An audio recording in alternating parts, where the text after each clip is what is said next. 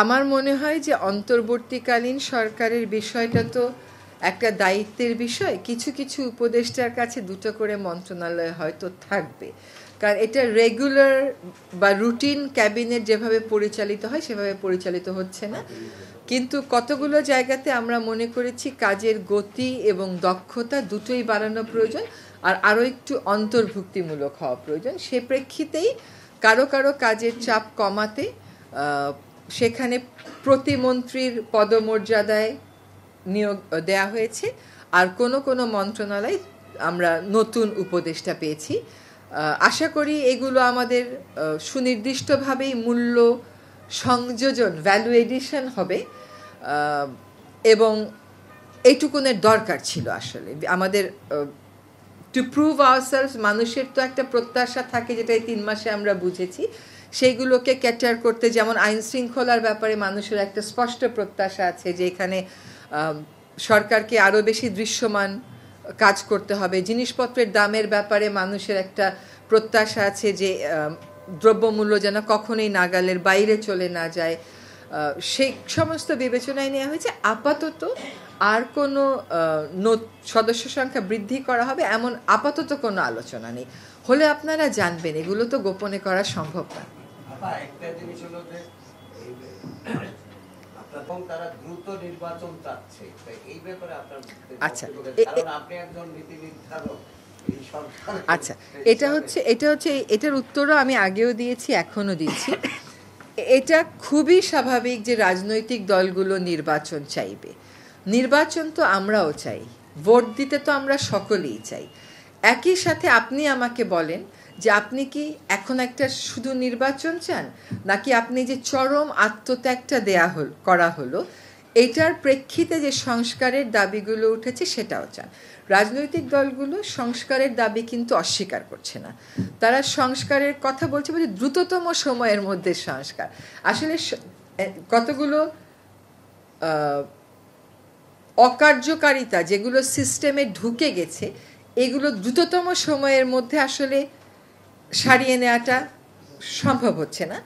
কিন্তু অনেক প্রলম্বিত হচ্ছে সেরকমও কিন্তু না, মাত্র 3 মাসই তো সময় গেছে। এখন সংস্কার কমিশন যেগুলো হয়েছে এবং যেগুলো আশা করি আজকালকের মধ্যে বাকিগুলো চূড়ান্ত করব, সেখানে যারা যারা দায়িত্বে আছেন তারা কিন্তু সেই বিষয়ের মাস্টার। তারা তাদের প্রতিবেদনগুলো দেবেন ডিসেম্বরের মধ্যে, আমরা আশা করছি। তারপরে সংস্কারের প্রক্রিয়া শুরু হবে। রাজনৈতিক দলগুলোর জন্য এটাই স্বাভাবিক যে তারা নির্বাচনের কথা বলবেন, কারণ তাদের যে স্টেক হোল্ডার তাদের কথা বিবেচনা করেই বলেন। কিন্তু রাজনৈতিক দলগুলো থেকে সংস্কারে কোনো বাধা এসেছে সেরকমও কিন্তু আমরা ফিল করছি না। সো এটা হচ্ছে পাবলিক এক্সপেকটেশনটা, জনগণের প্রত্যাশাটা আমরা কিভাবে অ্যাড্রেস করি তার উপর নির্ভর করবে। এবং এইটা কিন্তু বাংলাদেশের জন্য একটা সুযোগ যে কতগুলো জায়গায় যে পরিবর্তন আনতেই হবে এবং সেগুলোর ক্ষেত্রে যে রাজনৈতিক ঐক্যমত গড়তেই হবে, সেই প্রসেসের ভিতর দিয়ে যাওয়া। তো আমরা নির্বাচন, জুলাই আগস্টের গণহত্যা, নিপীড়ন, অত্যাচারের বিচার, সংস্কার, এই 3টাকেই প্রাধান্য দিয়ে এগিয়ে যাচ্ছি এবং রাজনৈতিক দলগুলোর সাথে নিয়মিত মত বিনিময় করছি। না তাদের শোনেন, তাদের না তারা খুব একটা অধৈর্য কি হয়েছে সেরকম তো মনে হচ্ছে না।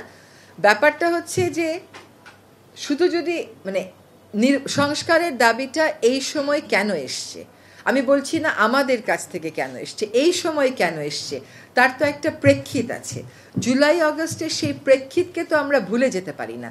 সেই প্রেক্ষিত নতুন নির্বাচন দাবি করে হয়নি, সেই প্রেক্ষিত একটা বৈষম্যকে অ্যাড্রেস করতে হয়েছে, যেটা পরে সকল ক্ষেত্রে বৈষম্য দূরীকরণের জন্য একটা সংস্কারের দাবি উত্থাপন করেছে। কাজে সেই প্রেক্ষিতটাকে কেউ আসলে ভুলে যেতে পারে না। যেহেতু প্রেক্ষিতটা হচ্ছে বৈষম্য দূর করার, প্রেক্ষিতটা হচ্ছে সংস্কারের জন্য, এবং প্রেক্ষিতটা হচ্ছে ফ্যাসিজমের বিরুদ্ধে। কাজে ফ্যাসিজমের বিরুদ্ধে নির্বাচনের কথা আসবে, সংস্কারের ব্যাপারে সংস্কার প্রক্রিয়া শুরু করার বিষয়গুলো আসবে। তো সকলকে তাদের প্রতি আমার আহ্বান হবে যে সংস্কারের দাবিটা যেহেতু গণদাবি এবং এটার একটা রক্তক্ষয়ী প্রেক্ষিত আছে, অন্তত এই ক্ষেত্রে আমরা সংস্কারগুলোর বিষয়ে জাতিগতভাবে এক হওয়ার চেষ্টা করি, এটাই হচ্ছে। হ্যাঁ, হয়নি বা দপ্তর দেয়া হবে এমনও কোনো আলোচনা নেই। তিনি যেভাবে কাজ করছিলেন সেভাবেই কাজ করবেন। তাকে কিছু কৌশলগত কারণে এবং কোন কোন ক্ষেত্রে তার পার্টিসিপেশনটা বাড়ানোর জন্য তার পদমর্যাদাটা বাড়ানো হয়েছে।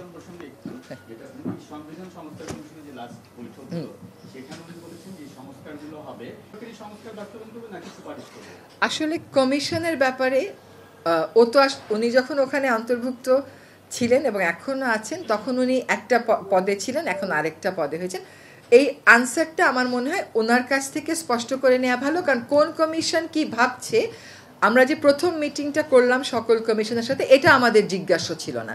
তাদের কাজের অগ্রগতি, কাজের কোথাও বাধা হচ্ছে কিনা, তাদের চ্যালেঞ্জগুলো কী কী, সেখানে আমরা কিভাবে সাহায্য করতে পারি, সেটাই জিজ্ঞাস্য ছিল। কারণ কমিশনগুলো স্বাধীনভাবে কাজ করুক, এটাই আমরা চাই।